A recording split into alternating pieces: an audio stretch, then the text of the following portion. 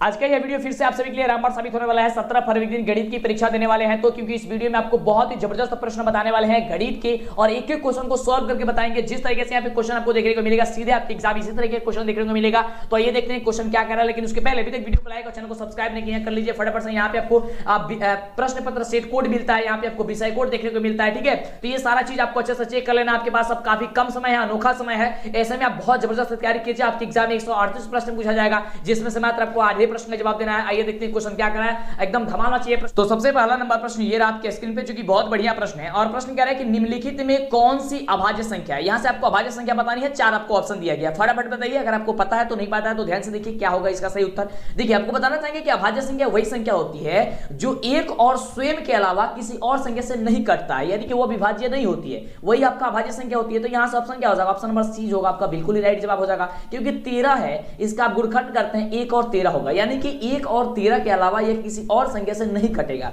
जब नहीं कटेगा तो यही आपका क्या हो जाएगा, अभाज्य संख्या हो जाएगा, ठीक है। तो अगर आपके एग्जाम में कोई भी आता है क्वेश्चन, आपको फटाफट से बना लीजिएगा। तो देखिए यहां पे आपके ऑप्शन में, अगर आपके एग्जाम में पूछा जाएगा तो आपके ऑप्शन में पूछा जाएगा 17 13, मतलब 17 होगा या 13 होगा, ठीक है। उसी पे आपको टिक करना है, ठीक है। अधिकतर मतलब यही क्वेश्चन आपके एग्जाम में आता है। चलिए अगला देखिए क्वेश्चन।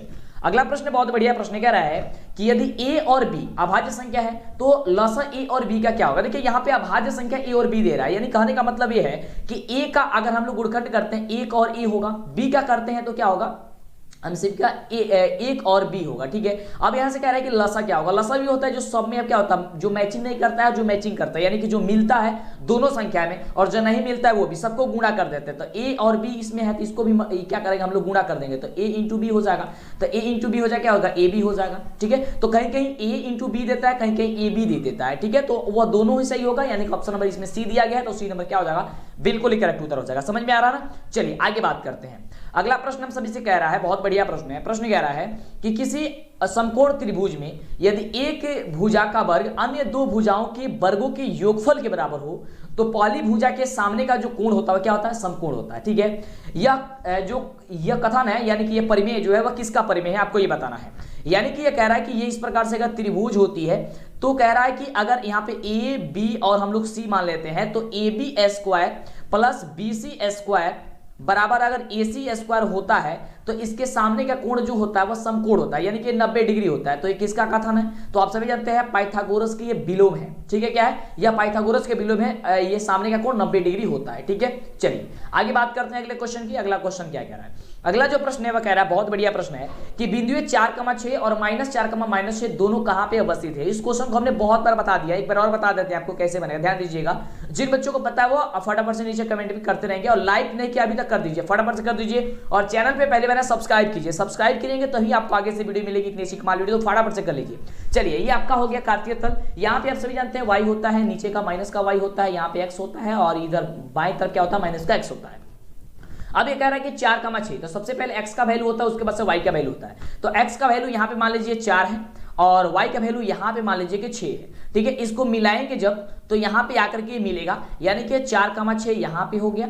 उसी तरीके से यहाँ पे पहले -4 है, तो -4 है तो इस रेखा पे बनेगा, ठीक है। माइनस वाले पे x का मान यहाँ पे -4 हो गया, यहाँ पे हो गया -6 इधर। अब -y, तो -y किधर होता है, नीचे होता है, तो यहाँ पे -6 हो गया। अब इसको जब हम मिलाते हैं तो ये मिलेगा कहाँ पे, यहाँ पे मिलेगा, यानी कि यहाँ पे -4 का -6 होगा। अब देखिए, अब हम लोग ये ध्यान से देखेंगे तो ये y है और इधर भी y ही है, यानी कि ये y अक्ष के क्या है, दोनों ओर है, यानी कि ऑप्शन नंबर क्या हो जाएगा, डी नंबर आपका बिल्कुल ही राइट जवाब हो जाएगा। तो इसी तरीके से क्वेश्चन आएंगे तो आपको सोचना नहीं, एकदम फटाफट से जो है वो आंसर करके चला आना है ना। अब की बार एकदम बिहार बोर्ड पार। चलिए अगला क्वेश्चन देखते हैं। अगला प्रश्न हम सभी का बहुत बढ़िया प्रश्न है। अगला प्रश्न कह रहा है कि संख्या 2.1311131113 डॉट डॉट डॉट, मतलब ये अनगिनत तक जा सकता है। तो ये जो संख्या होगी वह कौन सी संख्या होगी, तो देखिए ये जो संख्या होगी आपका ये अपरिमेय संख्या होगी, यानी कि इसे हम p/q ग्रुप में जो होता है वह आसानी से नहीं लिख सकते हैं, ठीक है। तो जिस भी संख्या को p/q ग्रुप में हम लोग नहीं लिख सकते हैं वो हम लोग का संख्या क्या होती है, वो हम सभी का होता है अपरिमेय संख्या, यानी कि ऑप्शन जो आपका सी नंबर दिया गया है, ये सी नंबर आपका क्या हो जाएगा, बिल्कुल ही करेक्ट उत्तर हो जाएगा।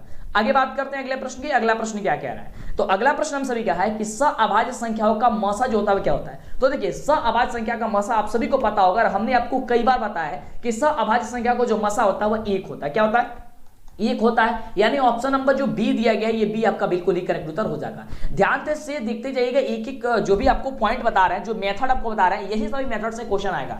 ऐसा नहीं कि कहीं और से क्वेश्चन आता है, ठीक है, ऐसा नहीं होता है एग्जाम में, ठीक है। चलिए अगला देखिए, क्योंकि आपका बोर्ड का एग्जाम होता है और वही सभी क्वेश्चन आपसे पूछा जाता है जो आपकी किताब में आपको पढ़ाया जाता है, ठीक है। चलिए अगला क्वेश्चन करेंगे, दो धनात्मक पूर्णांकों a और b दिए रहने पर ऐसी अद्वितीय पूर्ण संख्या विद्यमान है कि a बराबर bq प्लस r है, जहां 0 बराबर या छोटा है r से और छोटा है b से, ठीक है। तो उपयुक्त कथन निम्नलिखित में से किसके कथन का बराबर है? ओके, अब देखिए ये हम सभी क्या जाना है, ये हम सभी जाना है यूक्लिड विभाजन में। क्या जाना है? यूक्लिड विभाजन एल्गोरिथम में जाना है, यानी कि ऑप्शन क्या हो जाएगा? ऑप्शन नंबर हो जाएगा सी नंबर की यूक्लिड विभाजन एल्गोरिथम। ऑप्शन क्या हो जाएगा? सी नंबर हो जाएगा। अब चलिए अगला देखिए क्वेश्चन क्या करा है, और पता है आपको तो नीचे कमेंट कीजिए, फटाफट से कमेंट कीजिए। आप ये समझिए कि आप 17 फरवरी के दिन गणित की परीक्षा दे रहे हैं, ठीक है, आपको ऐसा समझना बाबू। चलिए अगला प्रश्न कह रहा है, बहुत ही बढ़िया प्रश्न है, कह रहा है कि बिंदु -12, -18 का भुज क्या होगा? ओके, भुज यहाँ पे बताना है। अब देखिए हमने आपको बताया था कि जो भी बिंदु दी गई रहती है उसमें एक भुज होता है, कोटि होता है। तो जो सबसे पहले वाला मान होता है, यानी कि जो अंक होता है वो आपका भुज होता है। तो यहाँ पे अंक क्या है? सबसे पहला 12 है,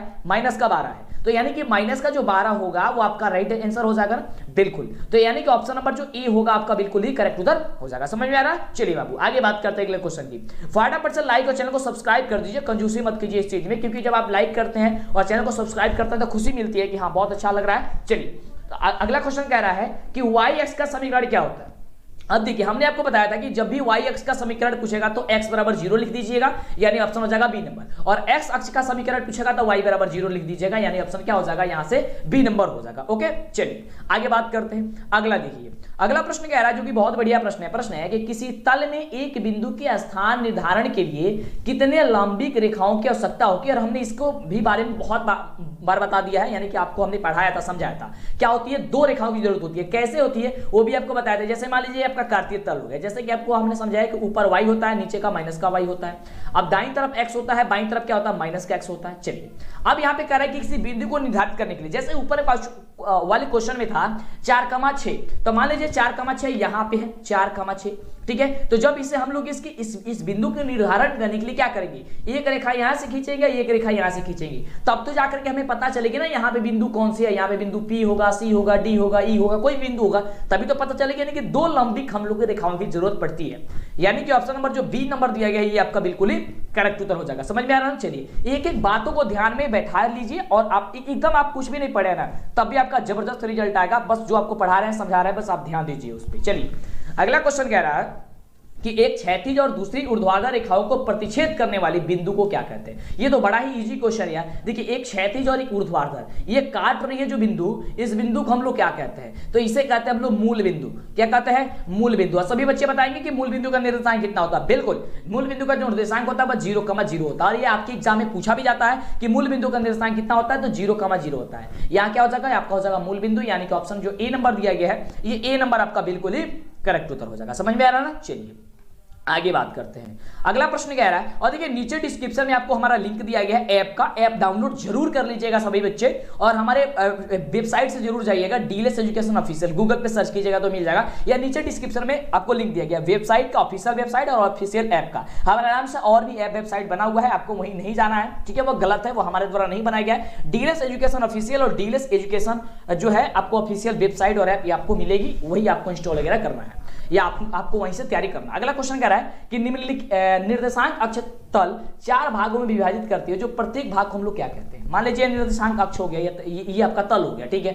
अभी कह रहा है कि 4 भागों में विभाजित करते हैं, बिल्कुल, ये पहला भाग होता है, दूसरा भाग होता है, तीसरा भाग होता है, ये चौथा भाग होता है। इस भाग को हम लोग क्या कहते हैं? बस इतना ही सिंपल क्वेश्चन है। तो इस भाग को कहते हैं हम लोग चतुर्थांश। क्या कहते हैं? चतुर्थांश, यानी कि ऑप्शन नंबर सी हो जाएगा। कहीं कहीं चतुर्थांश न दे करके कहीं कहीं देता है पाद, तो आपका पाद भी हो जाएगा, या तो चतुर्थांश होगा या तो पाद होगा, यानी कि ऑप्शन क्या हो जाएगा? सी नंबर हो जाएगा। चलिए अगला प्रश्न कह रहा है कि अंक गणित के आधारभूत परिमेय गणितज्ञ ने प्रतिपादित किया। अंक गणित के आधारभूत परिमेय किस गणितज्ञ ने प्रतिपादित किया था, ये बता रहा है, जो कि काफी इजी क्वेश्चन है, हमने आपको बताया था। बताइए तो नीचे कमेंट करके। बिल्कुल इसका राइट जवाब हो जाएगा ऑप्शन नंबर सी की गॉस हो जाएगा। क्या हो जाएगा बाबू? गॉस हो जाएगा। फटाफट से जल्दी से वीडियो को लाइक और चैनल को सब्सक्राइब कर दीजिए। जितना भी क्वेश्चन है आपके लिए एक एक क्वेश्चन इंपॉर्टेंट है यार, आप छोड़ के मत जाइए, क्योंकि जिस तरीके से क्वेश्चन पूछा रहा है सीधे आपके एग्जाम में देखने को इसी तरह के क्वेश्चन मिलते हैं। जब आप एग्जाम में जाएगा तो मजा आ जाएगा आपको। चलिए अगला क्वेश्चन कह रहा है एक परिमेय संख्या और एक अपरिमेय संख्या के योग, अंतर योग या अंतर क्या कहलाता है, यानी क्या होती है। तो देखिए एक परिमेय संख्या, तो सपोज मान लीजिए 2 1 हम सभी का परिमेय संख्या है और इसमें हम लोग जोड़ देते हैं रूट का 3, क्योंकि रूट 3 क्या है, अपरिमेय संख्या है। अपरिमेय संख्या क्यों, क्योंकि इसे हम लोग p/t के रूप में ये नहीं लिख सकते हैं। तो जब इसे हम लोग जोड़ेंगे तो टोटल संख्या क्या हो जाएगी, हम सभी का अपरिमेय संख्या हो जाएगी, यानी कि हम सभी का यहाँ पे आंसर क्या हो जाएगा, ऑप्शन नंबर जो बी दिया गया है, बी नंबर बिल्कुल ही राइट हो जाएगा। चलिए आगे बात करते हैं अगले क्वेश्चन की, और अंतर भी करते हैं। देखिए अंतर भी क्या है, तो मान लीजिए 2 परिमेय और घटा देते हैं माइनस को, रूट को 3 को, ठीक है, तो ये भी क्या हो जाएगा, ये भी अपरिमेय हो जाएगा। चलिए तो क्या हो जाएगा, ऑप्शन नंबर बी हो जाएगा। समझ में आ रहा है ना, बिल्कुल समझ में आएगा। चलिए अगला प्रश्न देखिए, अगला प्रश्न कह रहा है, बहुत बढ़िया प्रश्न है, कह रहा है कि रैखिक बहुपद के शून्यकों की संख्या कितनी होती है। तो देखिए रैखिक बहुपद की शून्यकों की संख्या 1 होती है, ठीक है, रैखिक बहुपद के शून्य की संख्या कितनी होती है, 1 होती है। चलिए द्विघात बहुपद के शून्य की संख्या कितनी होती है, तो 2 होती है। त्रिघात बहुपद की कितनी होती है, 3 होती है। ओके, द्विघात बहुपद के शून्य की संख्या 2 होती है, कौन कौन होती है, एक अल्फा होती है, एक और एक बीटा होती है। त्रिघात बहुपद के कितने होते हैं, 3 होते हैं, अल्फा बीटा और क्या होती है, गामा होती है। याद कर लीजिएगा क्योंकि ये क्वेश्चन आपके एग्जाम में पूछा जाता है। अगला देखिए, अगला प्रश्न क्या कह रहा है, तो अगला प्रश्न कह रहा है कि 2x² - 3x - 5 का एक शून्य ज्ञात कीजिए, यानी कि एक शून्य ज्ञात से क्या होगा। तो देखिए शून्य ज्ञात करने के लिए x² - 3x जो क्वेश्चन दिया उसे लिख लेते हैं, बराबर कर लेते हैं 0। अब हम सभी जानते हैं शून्य ज्ञात करने के लिए कि जो पहला वाला पद होता है उसमें तीसरे वाले पद से गुणा करते हैं। तो 2x² में -5 से गुणा करेंगे तो हो जाएगा -10x²। अब -10x² को इतने अच्छे भागों में इसे बांटना होता है ताकि यह बीच वाले मान के बराबर आ जाए, इन्हीं को बांटना है, ठीक है। तो देखिए इसको हम कर लेते हैं 2x²। अब देखिए जब इसे हम बांटते हैं तो अगर हम लोग यहां पे लिख लेते हैं, क्या लिख लेते हैं, यहां लिखते हैं 5x और प्लस लिखते हैं 2x और -5 बराबर 0। देखिए 5x और प्लस 2x गुणा करें कितना हो जाएगा, माइनस का 10x² हो जाएगा, जो कि हम लोग का ये आ गया। अब -5x पे प्लस 2x जोड़ देंगे तो केवल माइनस का 3x बच जाएगा, बिल्कुल बच जाएगा। तो हमने इसको -3x, यानी कि हम लोग का यहां तक प्रोसेस सही है। जब यहां तक प्रोसेस हम लोग का सही है तो अब ये 4 भागों में बट चुका है। अब 4 भागों में जब ये बट गया है तो बटने के बाद से क्या करेंगे, अब इसे हम लोग कॉमन लेंगे, कॉमन लेते हैं, आइए कॉमन लेते हैं। तो यहां से देखिए 2x² और यहां से 5x है, क्या कॉमन लेंगे, तो यहां से कॉमन लेंगे केवल x। जब कॉमन लेंगे x तो बचेगा 2x, क्योंकि यहां से 2x² है तो एक x बाहर हो जाएगा तो केवल 2x बचेगा, माइनस यहां से 5x है तो x पहले से बाहर है तो बाहर तो कितना बचेगा, केवल 5 बचेगा, ठीक है। अब चलिए प्लस, अब यहां पे क्या लेंगे कॉमन, तो यहां पे हम लोग कॉमन लेंगे 1, क्योंकि इसमें अगर x कॉमन लेते हैं तो फिर इसमें x है नहीं, इसलिए लेंगे 1। जब 1 लेंगे तो बचेगा 2x और यहां बचेगा -5, क्योंकि 1 ही कॉमन लिया है, 1 से गुणा करेंगे तो यही संख्या आ जाएगा। अब देखेंगे आप तो ये संख्या और ये मतलब ये पद और ये पद दोनों बराबर आ गया है, तब समझिएगा जब बराबर आएगा ना तभी समझिएगा कि आपका किया हुआ गुणखंड सही है। ओके, अब देखिए हम लोग अब क्या पद हो जाएगा, इसको बराबर 0 कर लीजिए। अब देखिए x + 1 क्या हो जाएगा, एक पद हो जाएगा। चलिए x + 1 एक हो गया और 2x - 5 बराबर हो गया कितना, 0। कह रहा है कि एक शून्य का निकालना था हमको, तो x + 1 बराबर अगर हम 0 करते हैं तो x बराबर क्या हो जाएगा, -1 हो जाएगा, बिल्कुल। तो -1 ही दे दिया गया है ऑप्शन में, यानी कि ऑप्शन नंबर क्या हो जाएगा, बी नंबर हो जाएगा। अगर -1 नहीं दिया गया होता तो 2x - 5 बराबर 0 करके सॉल्व करते तो 5/2 आ जाता, तो 5/2 तो ऑप्शन दिया नहीं गया है, यानी कि क्या हो जाएगा, -1 दिया है, तो -1 आपका क्या हो जाएगा, बिल्कुल ही राइट जवाब हो जाएगा। समझ में आ रहा है ना। चलिए आगे बात करते हैं अगले क्वेश्चन की। अगला क्वेश्चन क्या रहा है, तो समझ में आ रहा है और मजा आ रहा है और आप चाहते हैं इसी तरह कमाल वीडियो पाने के लिए तो चैनल को सब्सक्राइब करना मत भूलिएगा बाबू, जल्दी से चैनल को सब्सक्राइब और लाइक करना मत भूलिए, क्योंकि जब आप लाइक करते हैं ना तो मनोबल बढ़ता है यार, सभी बच्चे कर देंगे लाइक, ठीक है। चलिए अगला प्रश्न कह रहा है कि बहुपद 6x² - 11x + 3 के शून्यकों का योग क्या होगा। योग का क्या मतलब होता है, जोड़ क्या होगा, शून्यक द्विघात बहुपद, तो बहुपद तो द्विघात बहुपद की बात करें क्योंकि द्विघात बहुपद के रूप में दिया गया है। अब देखिए तो द्विघात बहुपद का शून्यक यानी कि अल्फा प्लस बीटा यानी इसका योग, तो अल्फा प्लस बीटा बराबर होता है -b/a। चलिए तो -b और पहले अब -b, तो b का वैल्यू कितना है, -11 है, ठीक है, -11। अब ऑप्शन ये आपको फार्मूला में कह रहा है कि पहले से माइनस, यानी कि एक और माइनस हम आगे इसे लगा देते हैं। उसके बाद से कह रहा है a का वैल्यू क्या हो जाएगा, 6 हो गया 6। अब देखिए इसे सॉल्व कीजिए, माइनस माइनस कितना हो जाएगा, प्लस हो जाएगा, यानी कि 11/6, यानी कि प्लस 11/6 कहां पे ऑप्शन दिया गया है, ऑप्शन नंबर सी दिया गया है, यानी कि ऑप्शन नंबर जो सी होगा आपका बिल्कुल ही राइट जवाब हो जाएगा। समझ में आ रहा है ना। चलिए आगे बात करते हैं अगले क्वेश्चन की कि अगला नंबर प्रश्न हम सभी का क्या कह रहा है। तो अब अगला नंबर प्रश्न देखिए, अगला नंबर प्रश्न से भी कह रहा है कि निम्नलिखित व्यंजकों में कौन जो है एक चर में बहुपद, यानी कि बहुपद यहाँ पे कौन है। तो देखिए यहां से अगर बहुपद की बात करते हैं तो यहाँ पे है ऑप्शन नंबर ए, क्योंकि हम सभी का बहुपद का व्यापक रूप क्या होता है, a x square plus b x plus c होता है, यानी कि और ए बराबर नहीं होना चाहिए जीरो, मतलब ए का जो वैल्यूज हो वह जीरो कभी ना होना चाहिए, ठीक है। यहाँ पे कह रहा है ए एक्स स्क्वायर, यानी कि एक्स स्क्वायर का पद होना चाहिए, ठीक है। एक्स के जगह वाई भी हो सकता है, जेड भी हो सकता है, वही मतलब नहीं है, मतलब एक्स आपका चर मान रहना चाहिए, ठीक है। चलिए एक चर और अचर रहना चाहिए। यहाँ पे जब हम लोग ध्यान से देखते हैं तो यहाँ पे देखिए ऑप्शन नंबर ए में क्या है, वाई स्क्वायर, और यहाँ पे जो हमने बताया कि a x square plus b x है, तो बी एक्स के वैल्यू हो सकता है वह जीरो होगा, और जीरो में एक्स से गुणा किए होंगे तो जीरो हो जाएगा, इसलिए वह पद नहीं लिखा होगा, और सी का वैल्यू यहाँ पे दिया ही गया है रूट में, ठीक है। ये तो यानी कि ये आपका ऑप्शन हो जाएगा। लेकिन अगर अदर ऑप्शन की बात करते हैं, उधर भी ऑप्शन चेक कर लेते हैं कि क्या वह सही है गलत है। तो देखिए इसमें एक्स स्क्वायर तो दिया है, लेकिन यहाँ पे वाई स्क्वायर दे दिया, तो ये तो ऑटोमेटिक होगा नहीं। और यहाँ पे देखिए यहाँ पे एक्स स्क्वायर का पद है ही नहीं, तो ये तो होगा ही नहीं। उसके बाद यहाँ पे दिया एक्स का पावर 10, और यहाँ पे दिया है वाई का पावर 3, और यहाँ पे दिया है 10 का पावर 50, तो ये भी तो होगा नहीं, ठीक है। तो क्या हो जाएगा, ए एक्स स्क्वायर ग्रुप में होना चाहिए, यानी कि ऑप्शन नंबर क्या है, ए नंबर दिया गया है, बिल्कुल। चलिए आगे बात करते हैं अगले प्रश्न की। अगला प्रश्न क्या कह रहा है, तो अगला प्रश्न हम सभी क्या कह रहा है कि निर्देशांक अक्ष के क्षैतिज रेखा को क्या कहते हैं। अब देखिए बहुत बढ़िया क्वेश्चन है कि निर्देशांक अक्ष के क्षैतिज रेखा को, तो देखिए याद करके रखिएगा कि निर्देशांक अक्ष के क्षैतिज जो रेखा होती है उसे हम लोग कहते हैं एक्स अक्ष। क्या कहते हैं, एक्स अक्ष कहते हैं। यानी कि ऑप्शन जो आपका ए नंबर दिया गया है, ये ए नंबर आपका बिल्कुल ही करेक्ट उत्तर हो जाएगा, ठीक है। एक एक क्वेश्चन बाबू आपके लिए बहुत ही ज्यादा इंपोर्टेंट है। चलिए अगला क्वेश्चन, मिस करके जाएंगे, छोड़ के जाएंगे, फिर आपको बाद में पछताना पड़ेगा, तो फिर पछताने से क्या होगा यार, अभी पढ़ लीजिए, मौका है, अनोखा मौका है आपके पास। चलिए अगला क्वेश्चन है कि यदि 3 थीटा बराबर 90 डिग्री यानी कि 90 डिग्री है तो cos थीटा का वैल्यू बताइए। अब देखिए यहाँ पे कह रहा है कि 3 थीटा बराबर 90 है, इसका मतलब क्या है, थीटा बराबर हो गया 90/3, यानी कि कितना हो गया 30 या 90, यानी कि थीटा का वैल्यू हो गया 30 डिग्री। जब थीटा का वैल्यू 30 डिग्री हो गया तो कॉस यहाँ पे थीटा कह रहा था, तो कॉस 30 डिग्री हो गया। तो अब कॉस 30 डिग्री का वैल्यू कितनी होती है, आप हमें ये बता दीजिए। बिल्कुल आप कहेंगे सर √3/2 होती है, हम भी कहेंगे बिल्कुल बाबू यही होती है, यानी कि ऑप्शन नंबर क्या हो जाएगा, ए नंबर आपका बिल्कुल ही राइट जवाब हो जाएगा, ठीक है। चलिए आइए आगे बात करते हैं अगले क्वेश्चन की। अगला नंबर प्रश्न देखिए बहुत बढ़िया प्रश्न है। प्रश्न कह रहा है कि दिए गए समकोण त्रिभुज एबीसी में AB बट्टे AC अगर दिया गया है तो क्या होगा, आपको ये बताना है। और यहाँ पे देखिए ऑप्शन बड़ा ही अजीब दिया है, ध्यान से समझिएगा। देखिए sine alpha, cos alpha, sec alpha, cosec alpha. अब देखिए कैसे ये बनेगा, ध्यान दीजिएगा। कह रहा है कि AB बट्टे AC, AB बट्टे क्या कह रहा है जी, AC कह रहा है। अब देखिए और यहाँ पे कोण कौन है, तो कोण A है। तो जहां का कोण हमने आपको बताया था कि जहां का कोण दिया गया उसके सामने का, सीधे सामने का जो भुजा होती है वो आपका क्या होती है, लंब होती है। यानी कि लंब अब ये हो जाएगा, क्या हो जाएगा, लंब ये। जब लंब ये हो जाएगा तो आधार आपका ये हो जाएगा, कर्ण आपका ये, तो ये कर्ण है ही, यानी कि कर्ण आपका ये हो गया। और आपके क्वेश्चन में क्या कर रहा था, AB क्या हो गया, आधार हो गया, यानी कि आधार बट्टे कह रहा AC क्या हो गया, कर्ण। अब देखिए आधार बट्टे जो कर्ण होती है वो किसके बराबर होती है, तो आप सभी जानते हैं कि आधार बट्टे जो कर्ण होती है वो होती है कॉस के बराबर, यानी कि हो जाएगा क्या चीज, यहाँ हो जाएगा कॉस थीटा। क्या हो जाएगा बाबू, तो कॉस थीटा आपका बिल्कुल ही राइट जवाब हो जाएगा। लंब बटा कर्ण क्या होती है, साइन थीटा, आधार बटा कर्ण क्या होती है, कॉस थीटा, और लंब बटा आधार क्या होती है, टेन थीटा, ठीक है। और इसी का उल्टा कर देते हैं तो आपका कोसेक सेक और कॉट का मान आ जाता है। ओके चलिए आगे बात करते हैं, यानी कि 3 वैल्यू याद रहती है तो हम लोग आसानी तरीके से और भी वैल्यू आसानी से निकाल सकते हैं।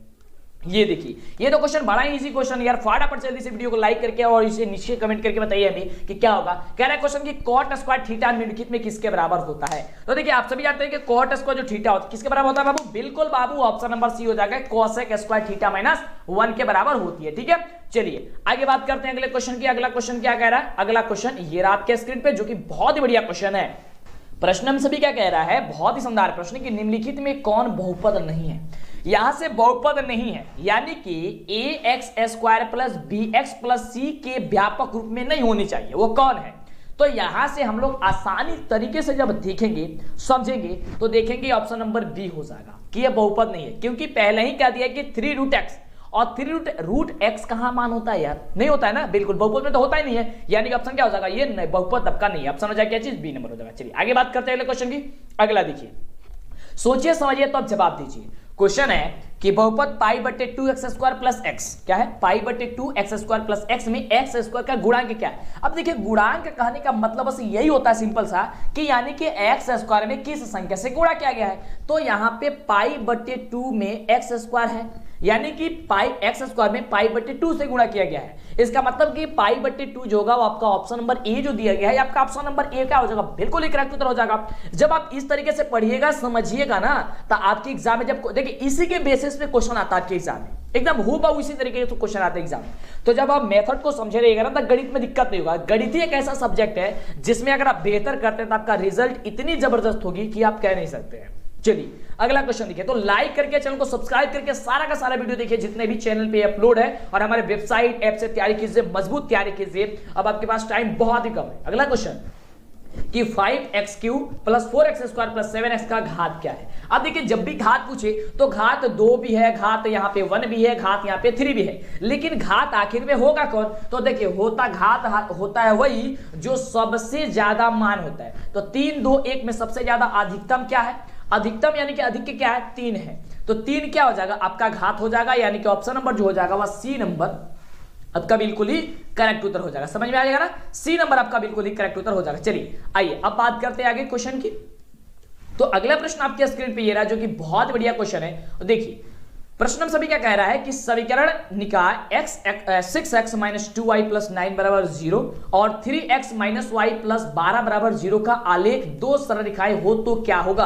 अब देखिए जब भी ऐसा क्वेश्चन आए तो आपको सबसे पहले इसको a1 बटे a2, b1 बटे b2 और c1 बटे c2 निकाल लीजिए। आइए a1 बटे a2 निकालते हैं। तो a1 बटे a2 जब हम लोग करेंगे तो यहां से हम लोग का क्या हो जाएगा, यह वाला a1 का वैल्यू है यानी कि 6 बटे यहाँ पे 3 हो जाएगा, कटाएंगे तो क्या हो जाएगा यहाँ पे 2 हो जाएगा, यानी कि a1 बट्टे a2 का वैल्यू हम सभी का निकल गया। अब करेंगे b1 बट्टे b2, ठीक है। अब देखिए b1 बट्टे b2 क्या है, तो -2 बट्टे कितना है आपका माइनस का y, ठीक है। अब इसको कटाएंगे क्या होगा, केवल 2 हो जाएगा, यानी कि b1 बट्टे b2 का वैल्यू भी निकल गया, यानी कि इसका भी 2 आ गया और इसका भी 2 हो गया, यानी कि दोनों ये बराबर हो गया, ठीक है। अब चलिए आगे क्या करते हैं, c1 बट्टे c2, यहाँ पे c1 क्या है 9 है, अब यहाँ पे c2 क्या है 12 है। अब देखिए इसको कटाएंगे तो ये 2 आएगा, नहीं आएगा, इसका मतलब क्या हो गया, तो अब कहीं सर इसका मतलब बस यही होगा सिंपल सा कि a1 बट्टे a2 बराबर है, ठीक है। देखिए यहां मिटा देते हैं, थोड़ा सा गलती से लिखा गया। चलिए a1 बट्टे a2 बराबर है b1 बट्टे b2 बराबर नहीं है c1 बट्टे c2, ठीक है। इस तरीके के तो जब भी इस तरीके का दिया रहता है तो इसका क्या होता है, वह समानांतर होती है। क्या होती है, समानांतर होती है। क्या होती है वो रेखा, वो दोनों सरल रेखा क्या होगी, समानांतर होगी, यानी कि ऑप्शन हो जाएगा बी नंबर, ठीक है। चलिए आगे बात करते हैं।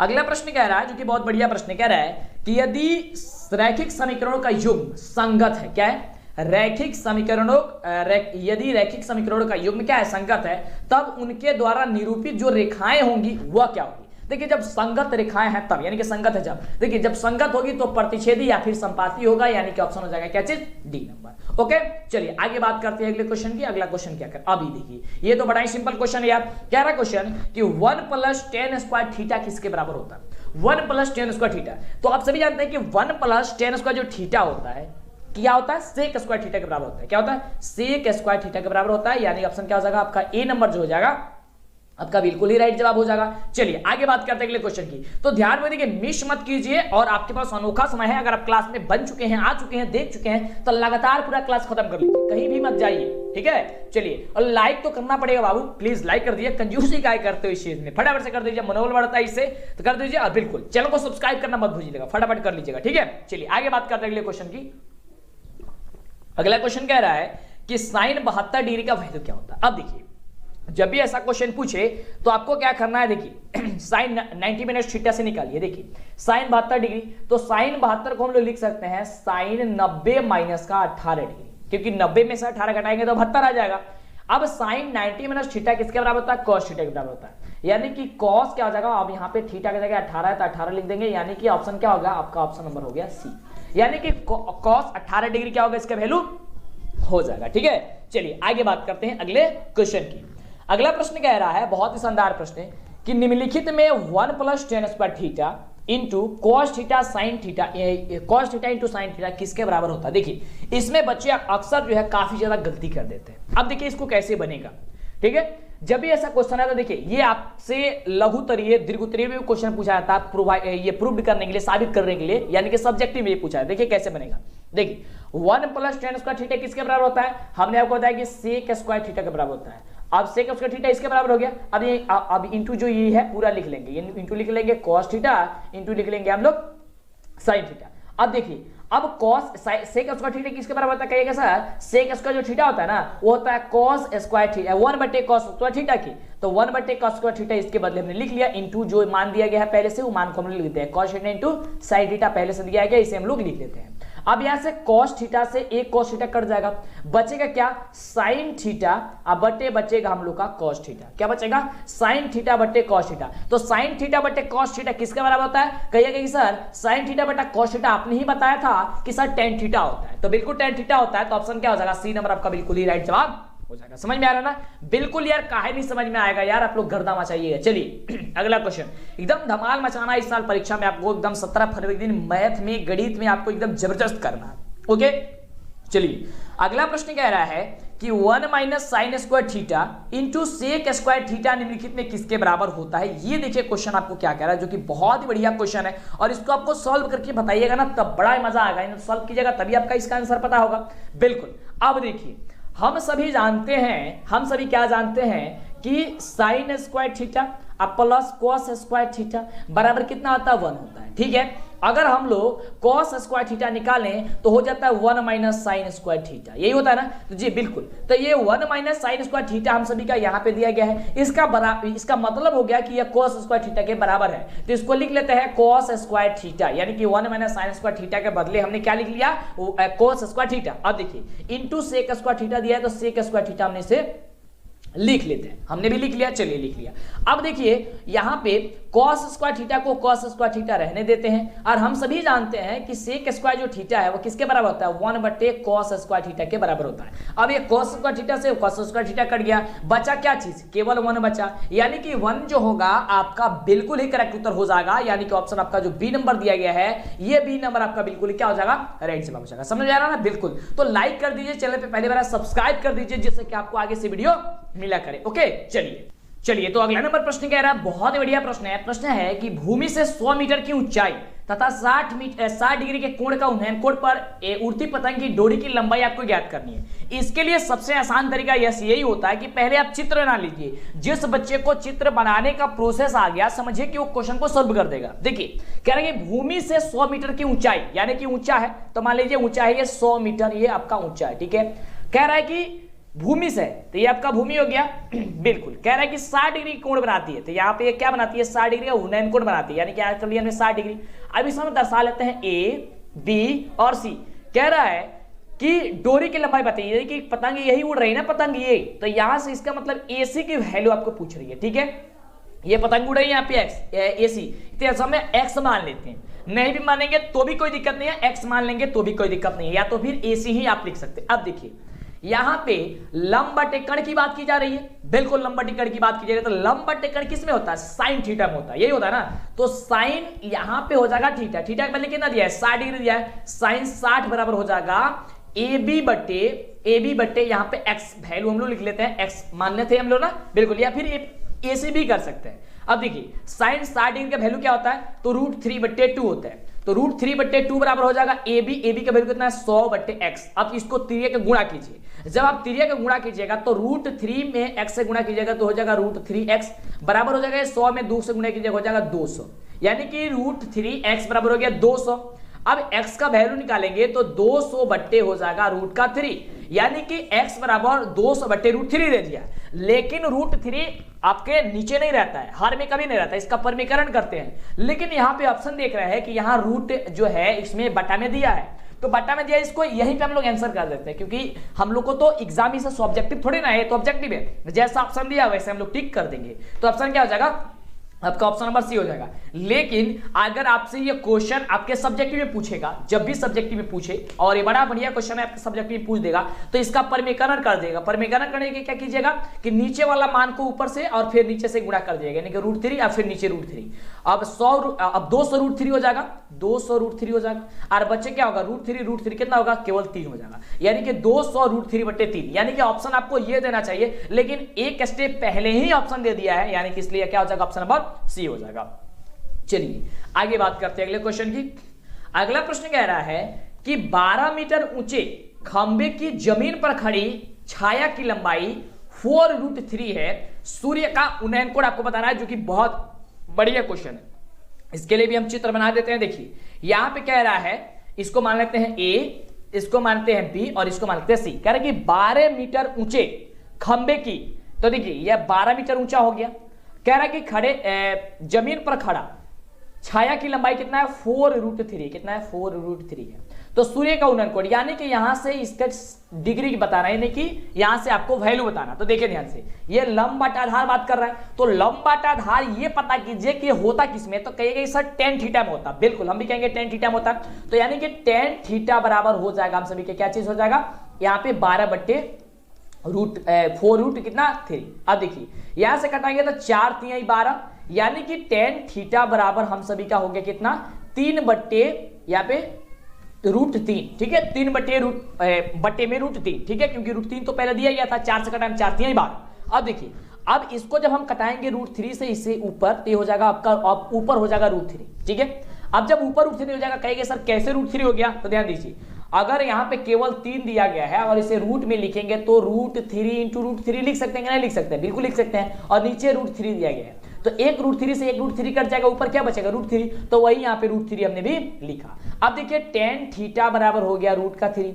जब tan थीटा बराबर √3 हो गया, तो थीटा का वैल्यू क्या होगा, अब ये आपको बताना है। तो देखिए अब tan थीटा में ये पता कीजिए किसका वैल्यू आपको √3 होता है, तो क्या सर 60 डिग्री का वैल्यू होता है, यानी कि आपका जो आंसर हो जाएगा क्या हो जाएगा, 60 डिग्री, यानी कि 60 डिग्री आपका आंसर हो जाएगा। तो देखिए ऑप्शन में कहां 60 डिग्री है, ऑप्शन नंबर ए नंबर में ही है। ऑप्शन नंबर आपका ए जो होगा आपका बिल्कुल ही राइट जवाब हो जाएगा। चलिए अगला देखिए, अगला प्रश्न कह रहा है कि क्वेश्चन कह रहा है कि दो चर x y में रैखिक समीकरण ax + by + c = 0 के वास्तविक संख्याओं के समुच्चय में कितने हल होंगे। ये देखिए, ये बहुत ही बढ़िया क्वेश्चन है।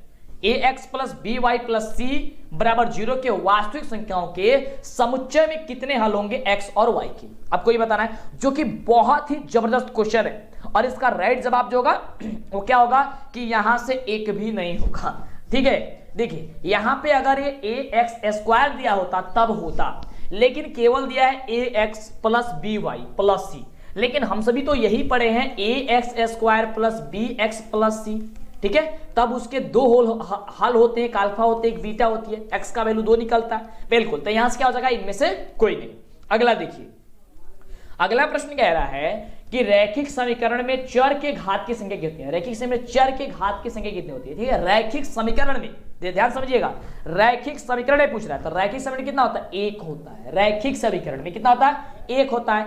यानी कि ऑप्शन जो आपका ए नंबर दिया गया है, ये ए नंबर आपका बिल्कुल ही राइट जवाब है। अभी तक जो बच्चे वीडियो को लाइक और चैनल को सब्सक्राइब नहीं किया, कंजूसी क्यों करते हैं, फटाफट से कर दीजिए। चैनल पे पहले बार सब्सक्राइब करके दोस्तों में भी शेयर कर दीजिए, जैसे कि उनकी भी तैयारी हो जाए। जितना ज्यादा आप हेल्प कीजिएगा, मार्क्स और सब की हेल्प करेगी, आपका रिजल्ट काफी जबरदस्त बनेगा बाबू। ठीक है, चलिए अगला प्रश्न कह रहा है कि एक नोटबुक की कीमत एक कलम की कीमत से 2 गुनी है।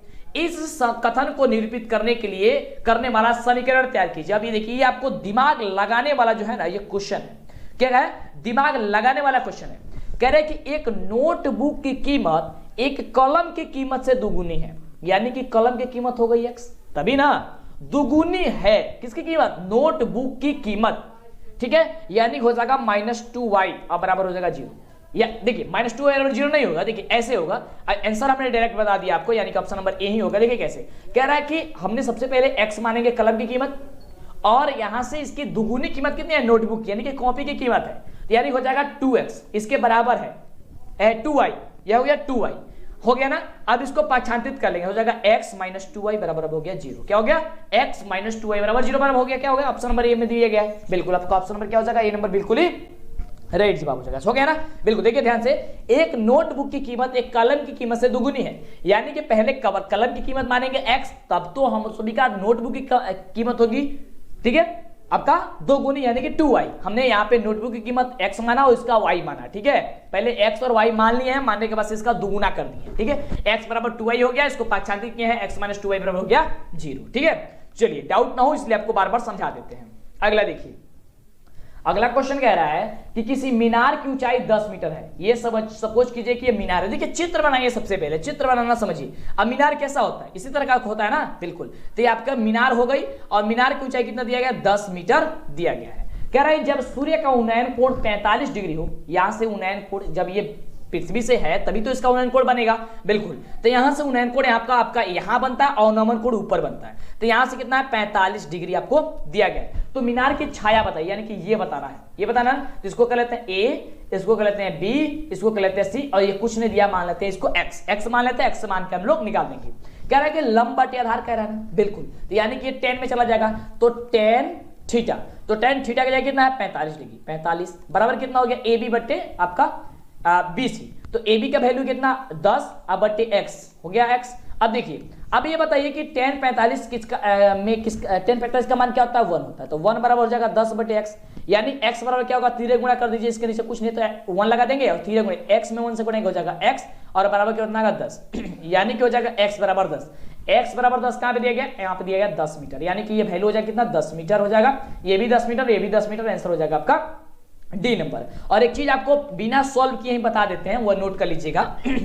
जब भी अगर मीनार की ऊंचाई 10 हो, 20 हो, 30 हो, 45 हो, 40 हो, कुछ भी हो, और यहां थीटा अगर 45 दिया गया होगा ना, थीटा 45, ध्यान समझिएगा, थीटा 45 दिया गया होगा, तो थीटा 45 और वह 10 में जाता होगा तो हमेशा वही मान होगा, उसका भी मान वही होगा। यहाँ पे अगर 10 है तो 10 होगा, 20 है तो 20 होगा, 30 है तो 30 होगा, 40 है तो 40 होगा, कोई भी मान हो बस वही हो जाएगा, ठीक है। ये याद करके रखिएगा, क्योंकि tan 45 का मान हमेशा 1 होता है, और 1 में किसी भी संख्या से गुणा करेंगे तो फिर संख्या वही आ जाएगा, ठीक है, समझिए ना, बिल्कुल। अगला देखिए, अगला प्रश्न क्या कह रहा है, अगला कह रहा है यदि एक उदर्घ खंबे की ऊंचाई तथा उसकी भूमि पर छाया की लंबाई समान है तो सूर्य का उन्नयन कोण क्या होगा। देखिए वही चीज को बस आपको यहाँ पे घुमा दिया है, यहाँ पे ए, यहाँ पे बी, यहाँ पे सी। कह रहा है कि अगर यहाँ पे एक्स है, यहाँ पे अगर एक्स है तो यहाँ पे भी एक्स है, अगर यहाँ पे 45 है तो यहाँ पे भी 45 मीटर है, अगर यहाँ पे 60 मीटर है यहाँ पे भी 60 मीटर होना चाहिए। तो अभी ने ऊपर बताए कि जब भी 45 डिग्री मान होता है तो दोनों मान बराबर होता है, तो यही यानी कि ऑप्शन क्या हो जाएगा, सी नंबर हो जाएगा, 45 डिग्री ही वो होगा। समझ में आ रहा है ना, बिल्कुल हो जाएगा। चलिए आगे बात करते हैं अगले क्वेश्चन की। ऑब्जेक्टिव सब्जेक्टिव मॉडल पेपर और ऑनलाइन टेस्ट देने के लिए आपको फटाफट से सर्च करना है डीएलएस एजुकेशन। यहाँ पे आपको 7 सालों का मॉडल पेपर मिल जाएगा। देख सकते हैं यहाँ पे जैसे ही डीएलएस एजुकेशन लिखे तो आपके सामने ये डीएलएस एजुकेशन का ऑफिशियल वेबसाइट है, आपको यहीं पे जाना है। मेरे नाम से और भी लोग बनाए हुए हैं, वह गलत है, आपको वहां नहीं जाना है।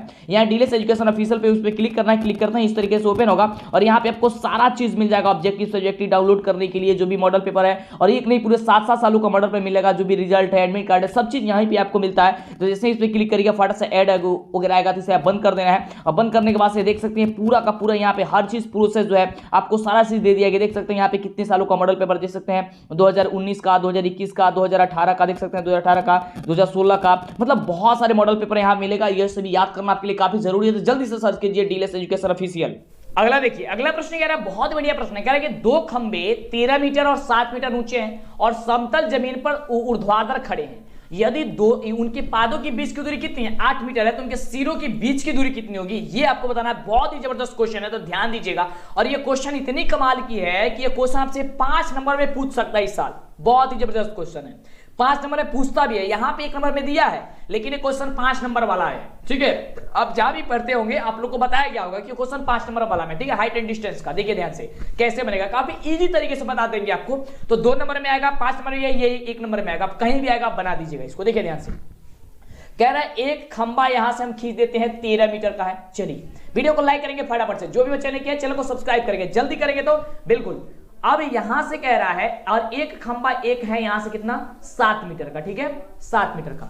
अब इसके पादों के बीच की दूरी कितनी है बाबू, 8 है, कर लिया इसको 8। और कह रहा है इसको सिरों, यानी कि ये सिरा है, इस सिरों से लेकर के इस सिरों के बीच की दूरी बता रहा है, यानी कि इसे हमें मिला देते हैं पहले। चलिए मिला दी हमने, इसको कुछ दर्शा लेते हैं, ए इसको कर लेते हैं बी, इसको कर लेते हैं सी और इसको कर लेते हैं डी। ठीक है, चलिए अब जब यहां हमने कर लिया तो इसे हम लोग क्या करेंगे, थोड़ा सा इसको हम भी मिला देते हैं। ठीक है, बिल्कुल, ताकि ये त्रिभुज के रूप में बन जाए, हमें सॉल्व करने में आसानी हो जाए। और यहाँ पे कर लेते हैं आपको ई। ठीक है, आप कोई भी मान सकते हैं यार, इसमें कोई दिक्कत नहीं है। अब दे दीजिएगा, यहां पे कह रहा है कि ए से लेके सी तक की दूरी 13 है और यहां पे इसकी पादों की दूरी 8 है। तो ये जब 8 है तो ऊपर वाला भी 8 होगा, यानी कि ये वाला जो रेखा मिला है, बिल्कुल ये भी आपका 8 हो गया। अब जब 8 ये हो गया तो ये आपका 7 है और ये आपका पूरा 13 है। इसका मतलब ए और ई की दूरी हमको पता हो जाएगा तो हम लोग निकाल देंगे आसानी से। बिल्कुल टोटल है तो टोटल यानी कि 13 में से 7 घटा देंगे, हो जाएगा 6, हो जाएगा ना 6। यानी कि इसकी दूरी हम सभी की निकालनी है ऊपर की, तो ये हम लोग को पता ही चल गया और ये पता ही चल गया, केवल निकालना ही है। यानी कि लंब और आधार पता चलेगा, कर्ण निकालना है तो लंब स्क्वायर प्लस आधार स्क्वायर कर दीजिए, तो लंब का स्क्वायर होगा 36 रूट में और ये हो जाए 8 × 64, कितना हो जाएगा 100। ठीक है, 100 हो गया। 100 जब हो गया तो 100 को बाहर करेंगे कितना होगा 10 मीटर हो जाएगा ना, बिल्कुल 10 मीटर आपका आंसर जो निकल के चला गया। देखिए कितना इजी। और इसी को 5 नंबर में जब भी बनाए तो आप बस प्रोसेस को लिख दीजिए कि यहाँ पे 2 खंभो है, इसके ए और ए बराबर इतना है, ए से लेकर सी के दूरी, बी की दूरी इतना है। ठीक है, ए की दूरी इस प्रकार से हमने निकाला। ठीक है, दिया गया त्रिभुज इस प्रकार से है, बस आप लिख दीजिएगा ना, बस आपका हो गया। देखिए निकालने का मेन प्रोसेस आपका यही है। समझ में आया ना, बिल्कुल। अगला देखिए, अगला प्रश्न कह रहा है कि यदि जीवा AB वृत्त के केंद्र पर कितने डिग्री के कोण अंतरित करती है, 60 डिग्री का कोण अंतरित करती है, तो A और B बिंदुओं को खींची गई स्पर्श रेखाओं के बीच का जो कोण होगा वह कितना होगा, वह आपको बता देना है, जो कि काफी सिंपल है। बस आपको यह कर देना, इसका दुगुना वो होता है। यदि जीवा AB वृत्त के केंद्र पर बनती है, अंतरित करती है, कोण अंतरित करती है, जितना कोण अंतरित करेगी तो उसके स्पर्श रेखाओं के बीच के जो कोण होगा वो उसका दुगुना है। नहीं, 60 का दुगुना क्या होगा, 60 में 2 से गुणा कीजिए, कितना हो जाएगा 120 डिग्री। क्या हो जाएगा 120, यानी कि ऑप्शन हो जाएगा आपका डी नंबर, आपका बिल्कुल ही राइट जवाब। समझ में आ रहा ना। चलिए आगे बात करते हैं अगले प्रश्न की। अगला प्रश्न क्या रहा है, जो कि बहुत ही बढ़िया प्रश्न है, काफी कमाल का प्रश्न है कि किसी वृत्त के केंद्र से किसी जीवा पर डाला गया लंब जीवा को क्या करता है। ये बहुत बढ़िया क्वेश्चन है, फटाफट से वीडियो को लाइक, चैनल को सब्सक्राइब करेंगे। किसी वृत्त के केंद्र से किसी जीवा पर डाला गया लंब जो है वो जीवा को क्या करता है, तो याद करके रखेंगे कि वो समद्विभाजित करता है। क्या करता है, समविभाजित करता है, समद्विभाजित करता है, यानी ऑप्शन हो जाएगा सी नंबर आपका बिल्कुल ही करेक्ट उत्तर। ओके, चलिए अगला देखिए। अगला प्रश्न इसी तरीके काफी कमाल का प्रश्न है, देखते हैं कौन बच्चे इसका जवाब बता पाते हैं। अगर आपको पता बताइए और नहीं पता है तो ध्यान से समझिए। ओके, इसी तरीके क्वेश्चन आपको सीधे एग्जाम में पूछा जाते हैं, देखने को मिलते हैं। कहना है कि x - y/5 -10 बराबर 0 हो तो b का वैल्यू ज्ञात कर दीजिए। बस यहां से b का वैल्यू, तो हम सभी क्या जानते हैं, हम सभी बस यही ना जानते हैं कि हम सभी का ये a का वैल्यू होता है, ये देखिए यहाँ पे ये x स्क्वायर होना चाहिए। ठीक है, यहाँ पे x स्क्वायर ही होगा, शायद गलती से मिसप्रिंट हो गया होगा।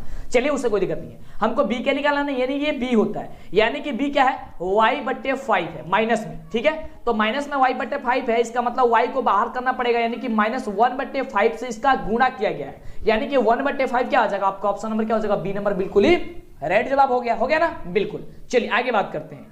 अगला देखिए क्वेश्चन, बिल्कुल अभी तक वीडियो को लाइक और चैनल को सब्सक्राइब देखिए, फटाफट से कर लीजिए। अगला क्वेश्चन है कि समीकरण x = 3y है तो c का मान बताइए। अब देखिए यहाँ पे x का यानी कि a का वैल्यू दिया है, y b का दिया है, लेकिन c का वैल्यू नहीं दिया, c का मतलब होगा कि वो 0 होगा, तो ही तो नहीं दिया है ना, बिल्कुल। तो ऑप्शन क्या हो जाएगा आपका ए नंबर हो जाएगा। क्या हो जाएगा आपका ए नंबर, बिल्कुल ही राइट जवाब हो जाएगा। चलिए आगे देखिए।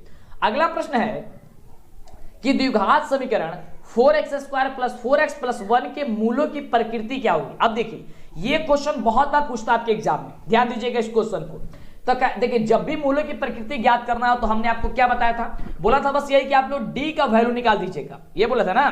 तो बिल्कुल पहले d निकाल कर चेक कर लिया जाता है। तो d बराबर क्या होता है, b² माइनस का होता है 4ac होता है, तो b² b क्या है 4 का स्क्वायर क्या हो जाएगा 16 - 4 AC 4 × AC, यानी कि 4 × 16 + 1 करेंगे, यानी कि 4 × 4 × 1, यानी ये भी हो जाएगा 16 - का 16, यानी हो जाएगा 0, यानी कि d बराबर हो गया 0। तो जब d बराबर 0 होता है तो क्या होता है उसका, बिल्कुल जब d बराबर 0 होता है वास्तविक और वह बराबर होता है, यानी ऑप्शन क्या हो जाएगा, मूल वास्तविक और बराबर, यानी ऑप्शन हो जाएगा बी नंबर। ठीक है ना, चलिए आगे बात करते हैं अगले नंबर प्रश्न की। अगला नंबर प्रश्न क्या कह रहा है, तो अगला नंबर प्रश्न कह रहा है कि समीकरण 7x² - 12x + 18 बराबर 0 के मूलों के योग एवं मूलों के गुणनफल का अनुपात क्या होगा।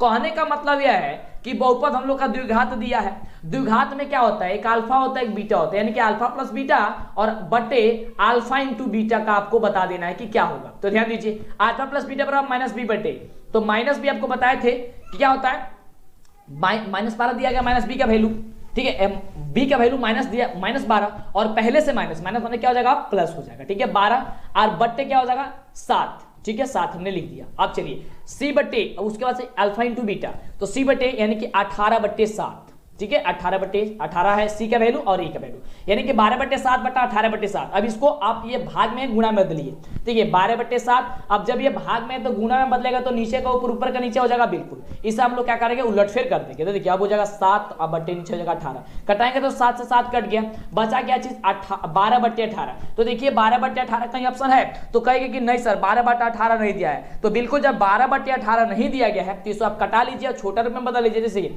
6 दूनी 12 9 दूनी 18, इसको करिए 3 दूनी 6 3 3 का 9, नहीं 2 3 6 3 3 का 9, यानी कि 2:3 क्या हो जाएगा, ऑप्शन नंबर डी हो जाएगा, क्या हो जाएगा 2:3, ठीक है ऑप्शन हो जाएगा डी नंबर। ठीक है, चलिए आगे बात करते हैं अगले क्वेश्चन की। चलिए अगला देखिए, अगला नंबर प्रश्न देखिए, बहुत बढ़िया प्रश्न है। प्रश्न क्या रहा है कि यदि समीकरण 3x² - 10x + 3 = 0 का एक मूल अगर 1/3 है तो दूसरा मूल क्या होगा। यानी कहने का मतलब यह है कि द्विघात जो बहुपद है उसमें आप अल्फा का वैल्यू दे दिया गया 1/3, लेकिन बीटा का वैल्यू पूछ रहा है कि क्या होगा। तो ध्यान दीजिएगा, इसको निकालने का कई तरीका होता है। ठीक है, अब देखिए आप सभी जानते हैं क्या चीज, अल्फा प्लस बीटा बराबर क्या होता है, -b/a होता है। ठीक है, ये होता है ना -b/a क्या होता है, a होता है। अब देखिए यहाँ पे अल्फा का वैल्यू कितना दिया गया, 1/3 दिया गया, 1/3 रख लिया, प्लस में बीटा, ठीक है, या फिर आप निकाल सकते हैं अल्फा इंटू बीटा से भी, c/a से भी, लेकिन हम अल्फा प्लस बीटा से निकाल देते हैं। चलिए बराबर हो जाएगा -b/a, तो माइनस के भी यानी कि माइनस में कितना हो जाएगा, ये प्लस का 10, 10 बटे कितना होगा 1, 1 का वैल्यू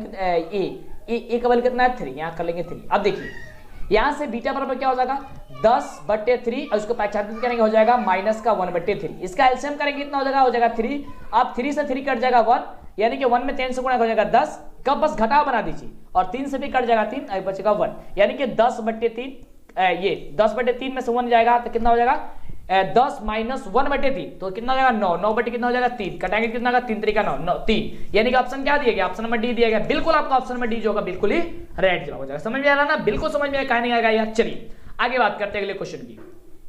अगला प्रश्न कह रहा है कि 3 असंरेखीय बिंदु से होकर के कितने वृत्त खींचे जा सकता है। 3 असंरेखीय बिंदु से, मान लीजिए 3 असंरेखीय बिंदु है, ठीक है, उससे कितने वृत्त खींचे जा सकते हैं, ठीक है, आपको ये बताना है। 3 असंरेखीय वृत्त ये बिंदु है, तो मान लीजिए उससे एक ही ना यार वृत्त खींचे जा सकते हैं, यानी क्या होगा आपका ऑप्शन नंबर हो जाएगा ए नंबर। मान लीजिए कि आपका ये देखिए ये चित्र गलती बना दिए, मान लीजिए कि यहाँ पे एक वृत्त है, ये त्रिभुज ये बिंदु है कि यहाँ पे बिंदु है, तो इसको सटा करके अगर हम खींचना चाहें तो केवल एक ही वृत्त खींचेंगे, और खींच सकते हैं नहीं खींच सकते, क्या खींचेंगे एक ही वो खींचेंगे, ऑप्शन क्या हो जाएगा ए नंबर हो जाएगा।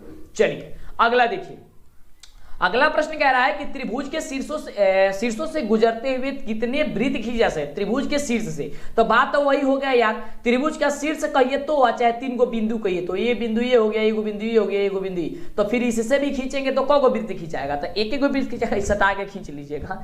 ठीक है, ऑप्शन क्या हो जाएगा आपका ए नंबर हो जाएगा। ठीक है, ऑप्शन नंबर क्या हो जाएगा ए नंबर, बिल्कुल ही राइट हो जाएगा आपका, एक ही निकलेगा यार। चलिए अगला क्वेश्चन है काफी जबरदस्त क्वेश्चन, और अभी तक जो बच्चे वीडियो को लाइक यार फटाफट से करिए, लाइक कर दीजिए, चैनल पे पहली बार सब्सक्राइब कर दीजिए बिल्कुल, और आप हमारे ऐप और वेबसाइट से जरूर तैयारी करेंगे, जबरदस्त तैयारी आपकी होगी। वहां पे ऑब्जेक्टिव सब्जेक्टिव 7 सालों का मॉडल पेपर सब कुछ मिल जाएगा, नीचे डिस्क्रिप्शन में लिंक भी दिया गया है ऑफिशियल ऐप का भी और वेबसाइट का भी। अगला क्वेश्चन है कि 10 सेंटीमीटर त्रिज्या वाली वृत्त की एक जीवा वृत्त के केंद्र पर समकोण वृत्त के केंद्र पर समकोण बनाती है तो उसकी जीवा की लंबाई क्या होगी। अब देखिए ये कितने जबरदस्त क्वेश्चन है। कह रहे कि 10 सेंटीमीटर त्रिज्या वाली वृत्त की जीवा वृत्त के केंद्र पर क्या बनाती है, 90 डिग्री का कोण बनाती है, तो जीवा की जो लंबाई होगी वह क्या होगी। तो सिंपल सा यार आपको बता देते हैं, इसका रूट जो राइट जवाब निकल के आएगा ना वो आएगा 10√2 आएगा। ठीक है, बस आपको एक सूत्र लगा देना है, लेकिन इसमें हम इसलिए इसको नहीं बता रहे हैं, इतना तो सब कुछ सॉल्व करके बताए, लेकिन ये नहीं करेंगे। ठीक है, आंसर बता दिए हैं, आप क्या कीजिए, जाइए और फॉर्मूला ढूंढिए और ढूंढ के इसे सॉल्व कीजिए। देखिए अपने से भी प्रयास कीजिएगा ना तब बेनिफिट आपको ही है। देखिए परीक्षा बाबू आपको देना है, हम लोग बस गाइड कर सकते हैं, समझा सकते हैं, बता सकते हैं, लेकिन मेहनत तो आपको करना है ना। जब आप मेहनत कीजिएगा, आपके मेहनत में रंग लाएगा ना, तो रिजल्ट जब जबरदस्त बनेगा तो हम लोग खुश होंगे, यानी हम खुश होंगे आपके लिए, आपसे बहुत जबरदस्त। ठीक है, तो आप लोग एकदम धमाल मचाइए, खोजिए, तैयारी कीजिए जबरदस्त तरीके से। ठीक है, चलिए अगला क्वेश्चन बात करते हैं। अगला क्वेश्चन क्या कह रहा है, ये रहा क्वेश्चन। चलिए अगला क्वेश्चन कह रहा है, जो कि बहुत बढ़िया प्रश्न है। प्रश्न कह रहा है कि द्विघात समीकरण ax² plus bx plus c बराबर 0 और a बराबर नहीं है 0 के x के मान क्या होंगे। आपको यहां से मान बताना है, यानी कि वैल्यू बताना है। ठीक है, कि यहां से जो वैल्यू होंगे वह क्या होंगे। तो ये तो फॉर्मूला ही हो गया यार कि -b plus minus √b² - 4ac/2a, या कहीं कहीं बता देते हैं आपको कंफ्यूज करने के लिए, आपके ऑप्शन में दे देगा। ये तो दिया है, कहां पे दिया गया जी बाबू, -b प्लस माइनस √b² - 4 कहां पे दिया गया है, ध्यान से देखिए कहां पे दिया गया, ऑप्शन नंबर सी में दिया गया। बिल्कुल ऑप्शन नंबर क्या दिया गया, 4ac, क्या दिया, सी नंबर दिया गया। ठीक है, सब एक ही जैसा लग रहा है यार, ध्यान से देखना पड़ रहा है इसको। ऑप्शन क्या है, सी नंबर आपका बिल्कुल ही रेड हो जाएगा। लेकिन कभी कभी क्या देता है कि -b प्लस माइनस √d/2a दे देता है। अब देखिए d/2a इसलिए देता है क्योंकि d का वैल्यू ही होता है b² - 4ac, इसलिए दे देता है। तो आपको इसमें भी कंफ्यूज नहीं होना, यानी कि एकदम आपको धमाल मचाना ही मचाना है। ठीक है, तो चलिए बस हम रहने देते हैं आज के इस वीडियो में, बस इतना ही यार। काफी ज्यादा आपने समझा पढ़ा, और 100 क्वेश्चन कवर करना थोड़ा सा मुश्किल हो गया क्योंकि काफी ज्यादा समय लग रहा है, और क्योंकि देखिए समझा के बता रहे हैं, तो इसके आगे आने वाले वीडियो में हम कंप्लीट करेंगे। और कोशिश करेंगे आपसे जो आएगा वो 100-200 क्वेश्चन एक वीडियो में आएगा, ताकि एकदम आपका जबरदस्त तैयार हो जाए, आप धमाल मचा दे। तो जल्दी से वीडियो को लाइक और चैनल को सब्सक्राइब कर लीजिए, जिससे कि आपको आगे से वीडियो मिला करे। दोस्तों में शेयर कीजिए, नीचे डिस्क्रिप्शन में लिंक दिया गया ऐप और वेबसाइट को तैयारी कीजिए, गर्दा मचिए, धमाल मचिए। कोई डाउट हो तो नीचे कमेंट करके करते बताते रहिए, क्योंकि जब तक आप हमसे डाउट बताइएगा तभी तो हमको पता चलेगा आपको डाउट क्या है। तो डाउट कहिए, आपको क्या मन में प्रॉब्लम है, प्रॉब्लम को जब कहिएगा तब तो हमको पता चलेगा ना, ऐसा हम क्या जानते हैं। बिल्कुल, तो जल्दी से कीजिए, फिर मिलते हैं इसी तरह का वीडियो के साथ नेक्स्ट वीडियो में। ऑब्जेक्टिव सब्जेक्टिव मॉडल पेपर और ऑनलाइन टेस्ट देने के लिए आपको फटाफट से सर्च करना है डीएलएस एजुकेशन। यहाँ पे आपको 7 सालों का मॉडल पेपर मिल जाएगा। देख सकते हैं यहाँ पे जैसे ही डीएलएस एजुकेशन लिखे तो आपके सामने ये डीएलएस एजुकेशन का ऑफिशियल वेबसाइट है, आपको यहीं पे जाना है। मेरे नाम से और भी लोग बनाए हुए हैं, वह गलत है, आपको वहां नहीं जाना है। यहाँ डीएलएस एजुकेशन ऑफिशियल पे उस पर क्लिक करना है, क्लिक करना है, इस तरीके से ओपन होगा और यहाँ पे आपको सारा चीज मिल जाएगा ऑब्जेक्टिव सब्जेक्टिव डाउनलोड करने के लिए, जो भी मॉडल पेपर है। और एक नहीं, पूरे 7 सालों का मॉडल पेपर मिलेगा, जो भी रिजल्ट है, एडमिट कार्ड है, सब चीज यहाँ पे आपको मिलता है। तो जैसे इस पर क्लिक करिएगा फटाफट से ऐड वगैरह आएगा, तो इसे बंद कर देना है। और बंद करने के बाद से देख सकते हैं पूरा का पूरा यहाँ पे हर चीज प्रोसेस जो है आपको सारा चीज दे दिया गया। देख सकते हैं यहाँ पे कितने सालों का मॉडल पेपर देख सकते हैं, 2019 का, 2021 का, 2018 का, देख सकते हैं 2018 का, 2016 का, मतलब बहुत सारे मॉडल पेपर यहाँ मिलेगा। यह सभी याद करना आपके लिए काफी जरूरी है। तो जल्दी से सर्च कीजिए डीएलएस एजुकेशन ऑफिशियल।